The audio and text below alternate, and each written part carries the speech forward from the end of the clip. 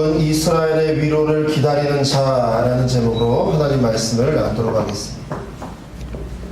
거의 대부분의 남자라면 중국의 역사, 삼국지, 그리고 바로 그 삼국지의 이 역사를 바탕으로 쓴 소설이죠. 삼국지연의를 좋아하지 않는 사람은 없을 것입니다.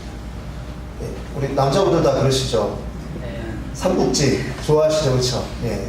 저희 아들도 삼국지 입문해서 만화 삼국지를 열심히, 저희 도서관에 삼국지 어린이 동화로 되어 있는 게 막 10명권 있는데 그건 안 보면 맨날 만화 삼국지만 보면 저 만화 삼국지 좀 사달래. 예.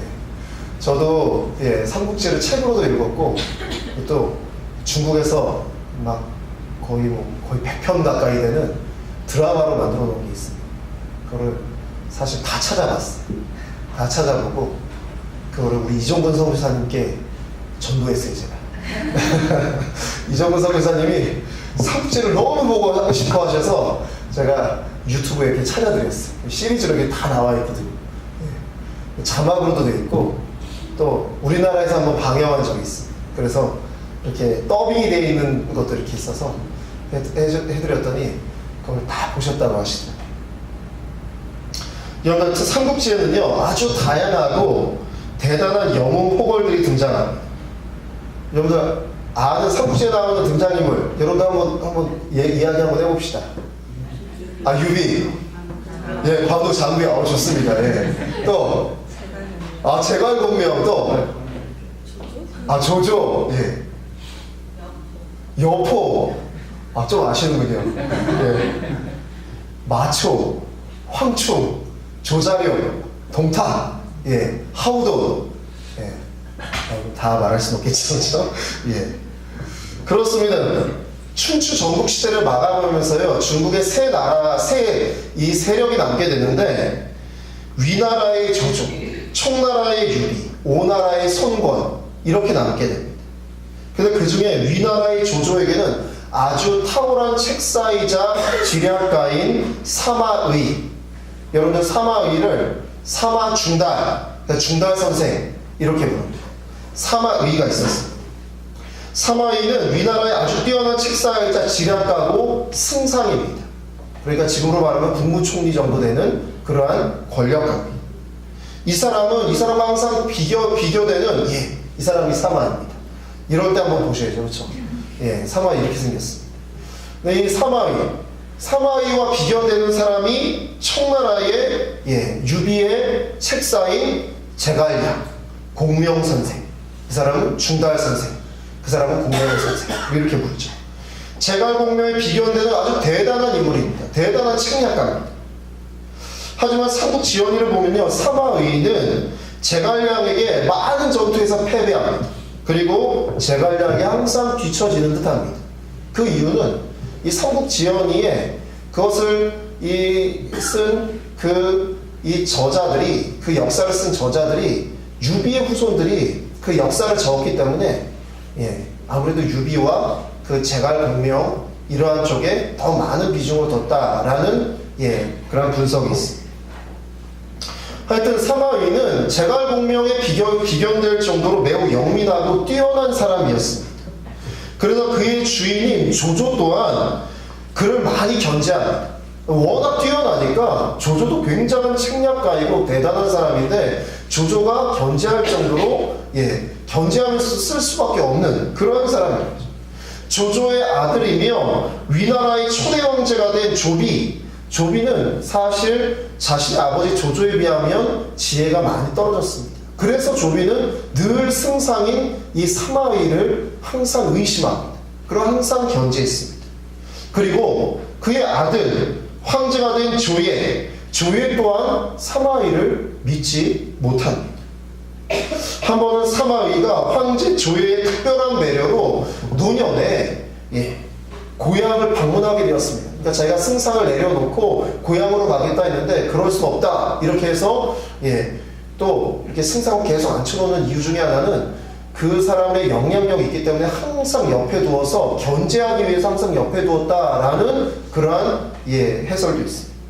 그래서 항상 옆에 두고 있었는데 고향을 방문하게 했습니다. 근데 이 고향 사람들이 승상 사마이가 온다는 이야기에 막 대단한 막 환영 파티를 연 것입니다.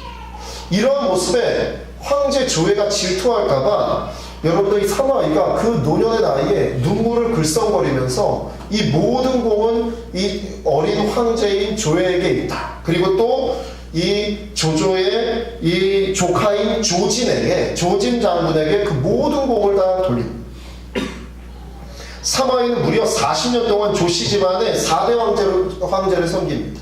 조조, 조비, 조예, 그리고 아까 말씀드린 조진 장군의 아들인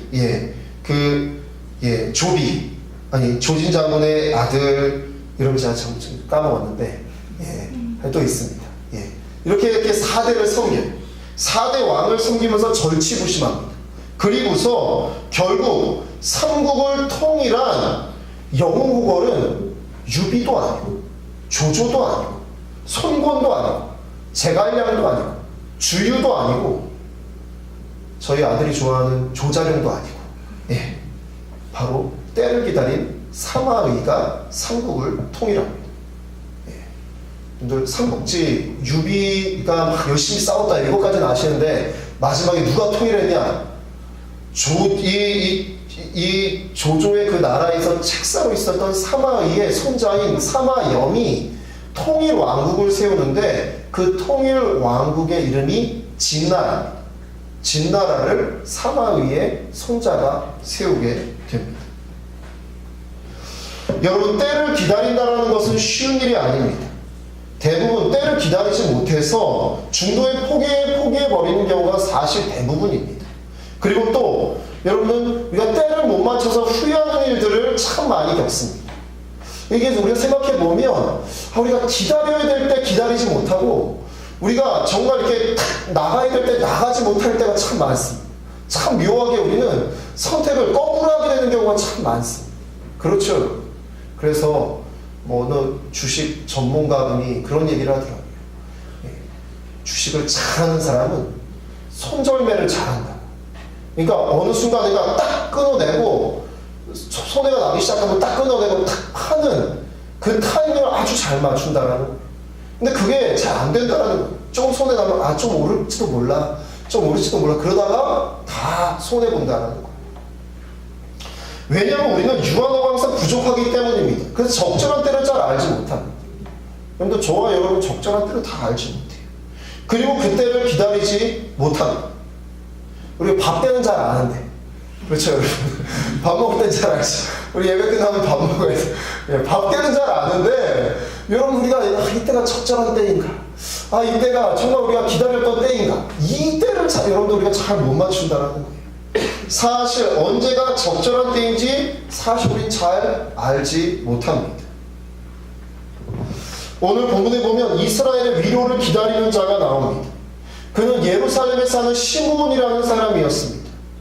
그가 기다리는 이스라엘의 위로는요, 구약의 선지자들이 예언한 바로 메시아가 마침내 도래하여서 오셔서 이스라엘을 모든 압제에서부터 구원하고 회복시켜 주시는 것, 바로 이것을 기다리는 것입니다.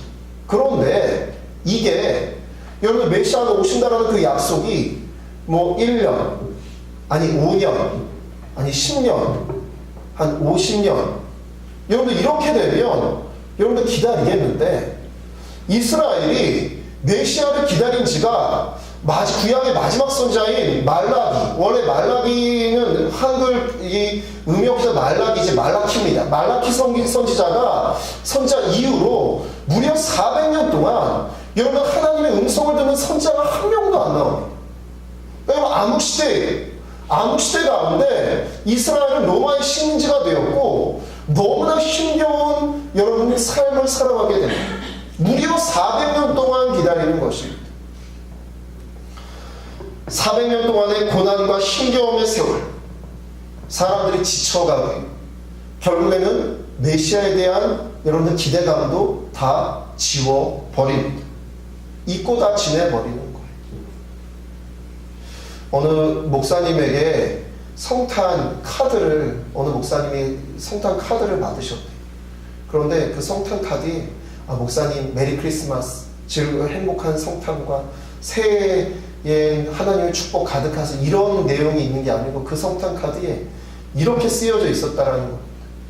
목사님, 2018년 같은 한 해는 다시는 안 왔으면 좋겠어요. 이렇게 한 성도님이 성탄 카드를 보내셨대요.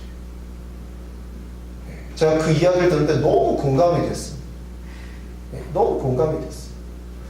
그런데 올 한 해 안녕하셨습니까, 여러분?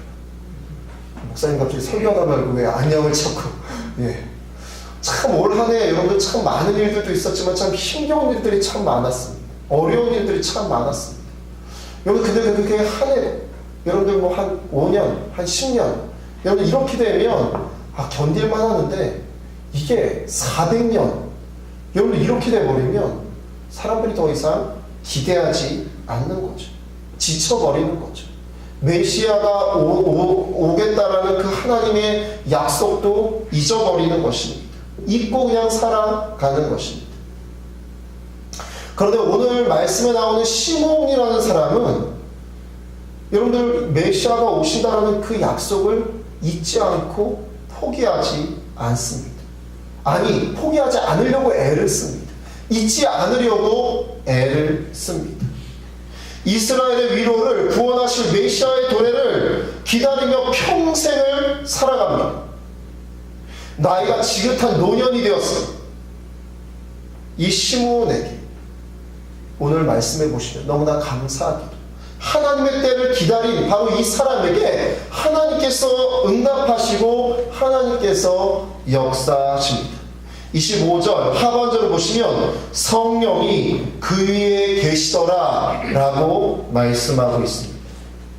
사랑하는 성도님, 성령님께서 저와 여러분 위에 계시기를 간절히 소망합니다. 그렇습니다, 여러분. 우리는 알 수가 없습니다. 우리는 부족합니다. 우리는 정말 좋은 때를 분별할 수가 없습니다. 그래서 매번 실수합니다. 그러나 성령님께서 우리 위에 함께 하시면 우리 인생의 가장 좋은 때를 바로 하나님께서 인도하시는 선하고 아름다운 때를 알게 되고 분별하게 된다라는 것입니다. 우리 26절, 27절입니다. 함께 읽겠습니다. 그가 주의 그리스도를 보기 전에는 죽지 아니하리라 하는 성령의 계시를 받았더니 성령의 감동으로 선을 하게 마치 부모와 율법의 발견대로 행하고자 하여 그 아기 예수를 데리고 오는지라. 아멘. 그렇습니다. 이스라엘의 위로를 평생 기다렸습니다. 하나님 아버지 앞에 나아가기를 힘썼습니다.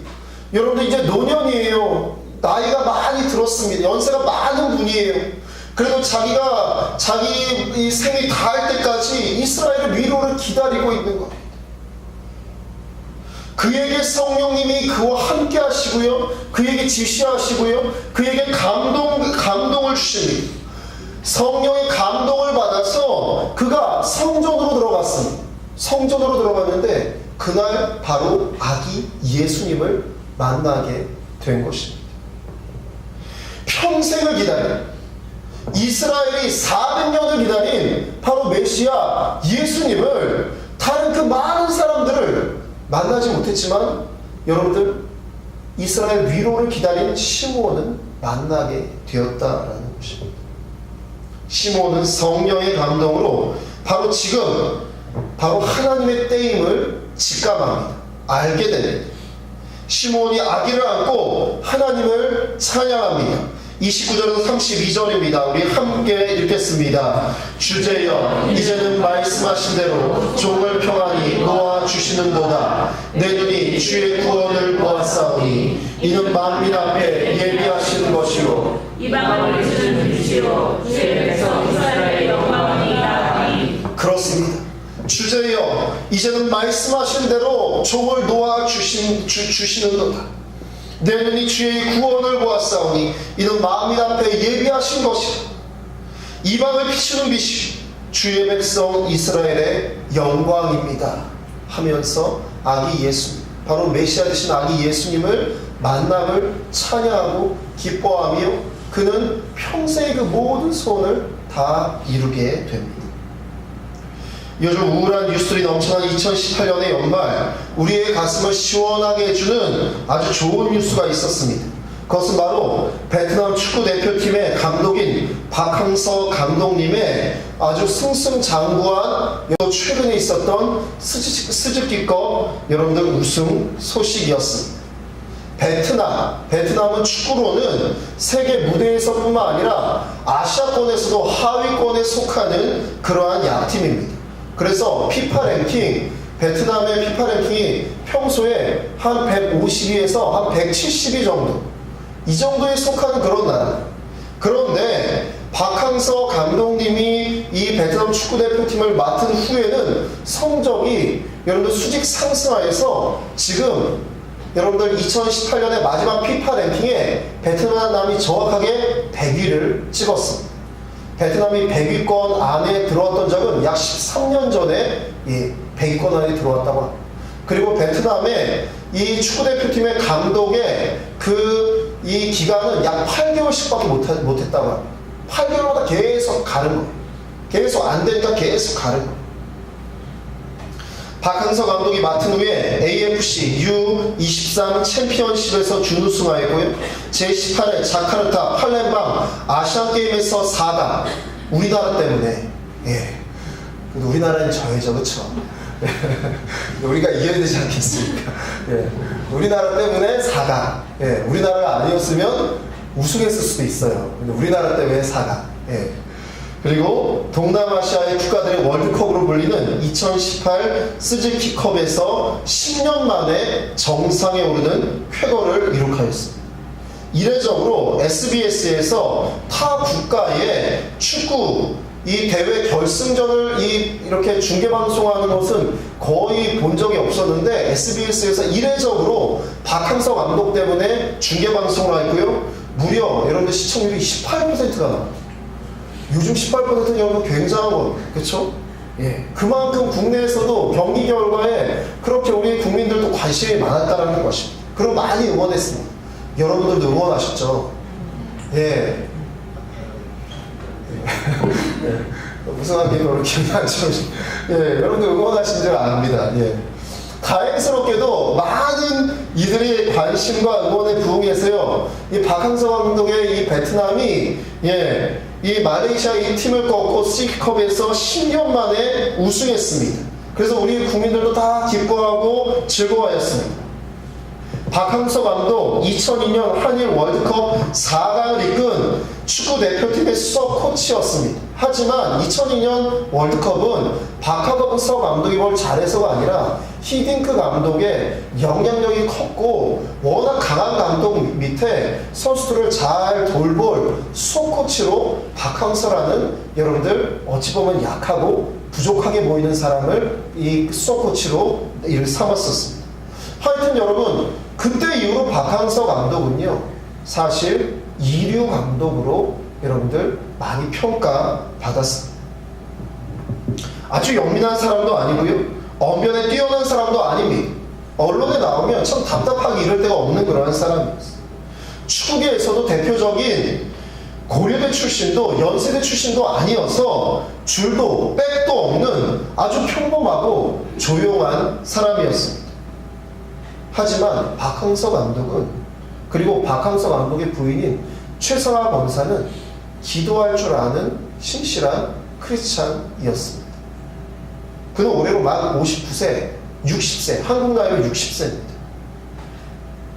여러분 이 60세가 되도록 성공을 말하기보다는 항상 실패에 가까운 그러한 삶을 살았던 사람입니다. 축구 선수로도 아주 대단한 활약을 했던 사람도 아니고 감독으로도 아주 여러분 뛰어난 활약을 했던 사람도 아닙니다. 하지만 그는 실패하고 어려움에 처할 때마다 기도의 자리를 놓지 않았다고 합니다. 사랑하는 성도님들, 기도하는 사람은 절망하지 않습니다. 왜냐하면 여러분들 기도하면 여러분들 정말 기도의 힘이 여러분들 우리 가운데 하나님께서 더하여 주심을 느끼게 됩니다. 매일 새벽 기도하면서 정말 하나님께서 더하여 주시는 그 힘으로 살아갑니다. 경남FC가 창단하고서 창단 첫 감독으로 박항서 감독을 모셨습니다. 그런데 팀 성적이 너무 좋지 않자 여러분들 처음 창단하면 팀 성적이 좋지 않지 않습니까? 그래서 여러분들 이 선수들을 모아서 특훈을 한 것이 아니라 선수들을 모아서 인근의 교회의 수요 예배를 갔다가 인근의 교회 수요 예배 가서 함께 예배드리고 함께 기도하자 이렇게 여러분들 하였다고 해요. 근데 여러분 박항서 감독이 정말 애쓰고 노력해서 경남FC가 많이 중위권 이상의 성적을 거두게 됩니다. 그런데 그 해에 그가 경질됩니다. 예, 열심히 해서 팀을 어느 정도 성장시켜 놓으면 이 사람이 줄도 없고 백도 없고 이런 또 언변에 뛰어나고 자기가 막 살려고 이런 사람이 아니다 보니까 매번 경질되는 거예요. 매번 팀을 맡으면 팀이 조금 정상화되면 아주 그냥 나락에 떨어져 있을 때 그 사람한테 맡겨주고 흔히 얘기해서 이렇게 말씀드리긴 제가 목사로서 참 그렇지만 싼 값에 감독을 맡게 해놓고 이 사람이 열심히 해서 팀을 어느 정도 궤도에 올려놓으면 무조건 경질해 버리는 거예요. 그러면 여러분 얼마나 마음이 상할까요? 얼마나 속상하고 힘들까요? 그런데 그는 그때마다 낙심하거나 절망하지 않았다라는 겁니다. 매번 그때마다 기도하면서 하나님께서 그에게 좋은 때를 열어주실 것을 기대하며 나아갔다가 사랑하는 성도님들 박항서 감독의 하나님이나 우리가 믿는 하나님이나 같은 하나님이신 줄 믿습니다. 같은 하나님입니다. 여러분 우리가 기도의 자리를 여러분 우리가 깨워야 될 줄로 믿습니다. 그렇습니다 여러분. 매번 그 사람의 여러분들 인터넷에 한번 찾아보세요. 보면요 경력이요 감독 맡기 굉장히 많아요. 매번 경질되니까 이 팀 같다 저 팀 같다 매번 나중에는요 아예 1부 리그도 아니고 2부 리그 팀을 맡습니다. 나중에는요 2부 리그 팀도 못 맡아서 여러분들 청소년 팀을 맡습니다. 그런데 그는요 절망하지 않습니다. 낙심하지 않습니다. 하나님 앞에 계속 기도합니다. 여러분들 계속 기도하는 그를 보면 사람들이 미련하다고 말합니다. 기도한다고 되냐? 여러분들이 가장 많이 듣는 이야기 중에 하나시죠. 교회 나간다고 되냐? 기도한다고 되냐? 여러분들 하나님께서 되게 하실 줄로 믿습니다. 그렇습니다 여러분. 이걸 믿는 것이 믿음입니다. 여러분들 교회에 나오시면서 그걸 못 믿으시면 참 안타까운 거예요 여러분. 여러분 그 믿음조차 없으면 참 안타까운 거예요. 미련하다 그리고 수가 적다 그리고 이렇게 방법이 없다 이렇게 말하는데 그는 사람들의 말에 개의치 않습니다. 아무도 써주지 않았어. 이제는 베트남 축구대표팀을 소개받아서 출국할 때에도 박항서 감독의 부부는 정말 하나님 아버지 앞에 간절하게 작정 기도를 하고 여러분들 탑으로 떠나는 것이 여러분들 무엇이 좋겠습니까? 그런데 하나님 앞에 간절히 기도하고 여러분 떠나게 됩니다. 그래서 승승장구한 줄 알았는데 팀을 맡은 지 2달 만에 경질 위기에 처하게 됩니다. 아까도 말씀드렸죠. 이 나라는 8개월마다 감독을 바꾼다. 평균 8개월. 빠른 사람은 2-3달이면 바뀐대. 평균 8개월마다 이게 감독을 바꾼대. 그런데 박항서 감독이 가서 말레이시아와의 A매치 경기에서 이 선수들을 두루 기용한다고 경기했는데 대패를 한 거예요. 그래서 이 베트남 축구협회에서 경질해야 되겠다라고 거의 결정을 다 했다고 합니다. 이것 때문에 막 에이전트는 막 돌아다니면서 막 사람을 만나러 다니는데 이 박항서 감독은 아무도 안 만났고 여러분들 베트남 축구협회 관계자들 막 찾아가서 로비도 하고 여러분들 막 그래야 될 상황인데 에이전트 혼자 막 돌아다니는데 그 사람은 베트남에서 찾기 힘든 교회를 열심히 찾아가서 기도했다고. 에이전트가요 너무 답답해서 이런 사람이 있나 이렇게 생각했대. 교회에 가서 간절하게 기도하더라고. 근데 여러분 마지막 경기가 태국과의 A매치 경기인데 태국은 여러분 이 동남아시아의 축구 강국입니다. 태국은 거의 뭐 100위권 안에 100위권에서 왔다 갔다 하는 그런 팀입니다. 근데 이 태국과의 A매치 경기의 결과를 보고 경질할 것이다 라고 박항서 감독에게 최후 통첩을 하였습니다. 그럼 정말 기적적으로 이 베트남 축구대표팀이 태국을 이긴 거예요. 이겼으니까 경질이 안 됐겠죠. 그리고 여러분들 기적적으로 정말 기적과 같은 승리의 연속이 그 다음부터 일어나기 시작합니다. 지금은 베트남의 국민 영웅이 되었고요. 베트남 정부에서 우호 훈장까지 수여받는 등 최고의 나라를 보내고 있습니다. 박항서 감독 부부가 즐겨 외우는 성경 구절은요, 데살로니가전서 5장 17절의 말씀, 쉬지 말고 기도하라, 이 말씀이라고 합니다. 이들은 언제나 항상 기도하기를 힘쓰는 부부. 박항서 감독이 국민일보와의 통화에서 나이가 드니 아무데도 불러주는 곳이 없었다. 그때 기회를 준 것이 베트남이었다. 감사드린다. 그래서 더 열심히 뛰고 베트남 선수들을 지도했다. 40년 축구 인생에서 가장 큰 보람을 느끼고 있다. 베트남에서도 교회에 빠지지 않으려 열심히 출석하고 있다. 경기는 계속된다. 경기 전후 하나님께 초심을 잃지 말게 해달라고 기도한다 라고 전했습니다. 사진을 좀 보여주시죠. 스즈키컵에서 여러분들 이 우승했을 때 여러분 베트남 스즈키컵 우승 이때 여러분 막 좋아서 뛰어나온 게 아니고요, 기도하고 있는 박항서 감독의 모습입니다. 여러분 박항서 감독 기도 그러면요 사진이 엄청나게 나요. 인터넷에 이 사람은 경기마다 기도해요. 미련한 사람이에요. 근데 이 사람이 기적과 같은 여러분들 승리를 거두게 되었습니다. 박항서 감독을 베트남에 소개해준 이동준 에이전트는요, 언론과 인터뷰에서 이렇게 말했습니다. 박항서 감독은 지금 최고의 전성기를 보내고 있다. 하지만 이제 내려갈 길만 남아있다. 하지만 걱정하지 않는다. 박항서 감독은 원래 평범한 사람이다. 인기를 끌고 사람들의 이목에 집중되기보다 혼자 있는 시간을 즐겨하는 사람이다. 그래서 팀 성적이 좋지 못하더라도 크게 걱정하지 않는다. 그는 어려운 시간도 잘 이겨낸 사람이다. 이렇게 에이전트마저 평가했다고 합니다. 사랑하는 성도님들, 누구나 좋을 때 잘 보낼 수 있습니다. 좋으면 잘 보낼 수 있지요, 여러분. 하지만 어려움의 시간을 어떻게 보내느냐, 여러분들 고난의 고통의 시간, 고난의 시간을 어떻게 보내느냐에 따라서 그 사람의 인생이 좌지우지되는 줄 믿습니다. 그렇습니다. 박항서 감독은 어려움의 시간이 거의 대부분인 사람이었습니다. 60이 되도록이요. 여러분들 60쯤 되어서 더 이상 불러주는 팀이 없을 정도로 이제는 절망밖에 없는 여러분들 희망을 꿈꾸기에는 어려운 상황이었습니다. 하지만 그는 하나님 앞에 자신의 가장 좋은 때를 기대하며 기도하며 나아갑니다. 계속 하나님 아버지를 붙잡습니다. 하나님께서 그에게 놀라운 기적과도 같은 기회를 60세에 주신 것입니다.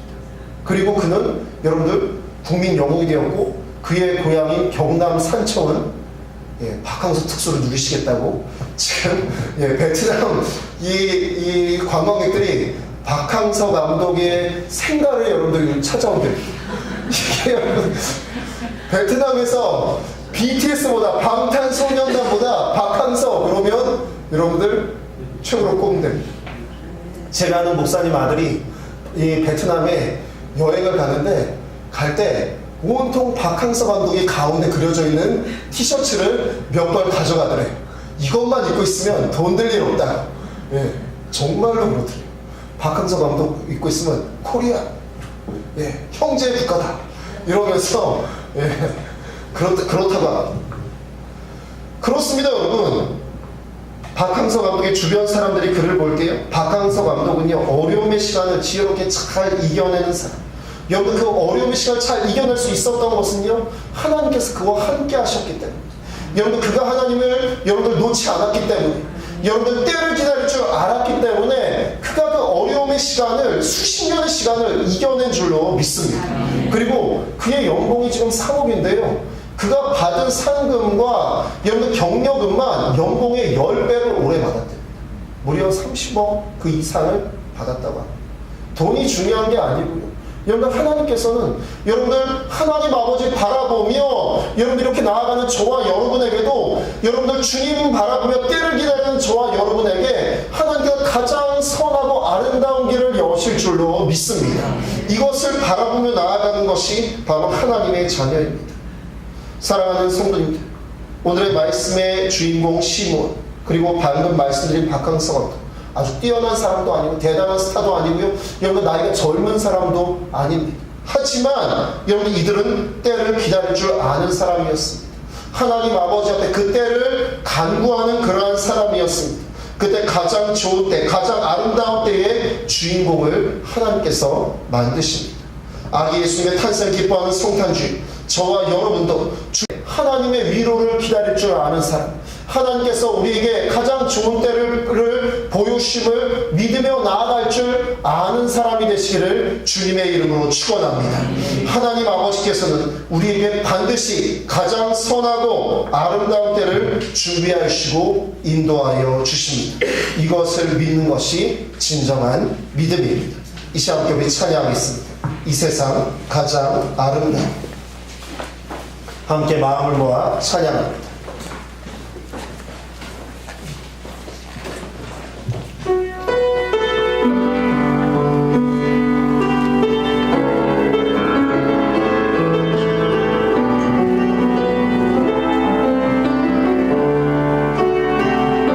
이 세상 가장 아름다운 순종의 눈물, 이 세상 가장 아름다운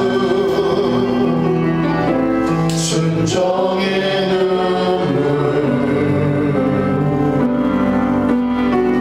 온 세상 다시 빛나게 한 생명의 눈물, 그가 이 땅에 오시니 그가 이 땅에 오신 이유 죽어야 살게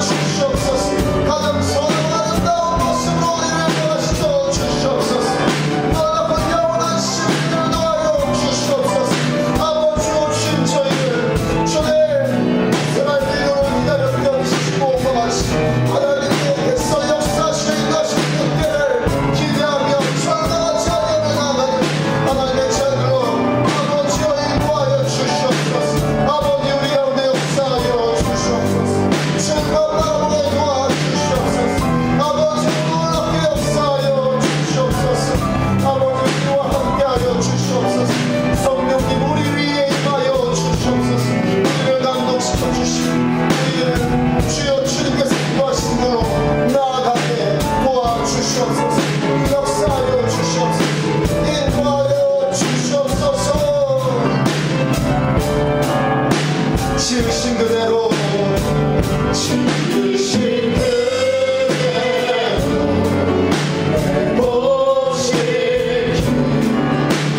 우리의 창조주 그리스도 십자가의 길로 십자가의 길로 아버지 그 이루셨네. 그가 이 땅에 오시기를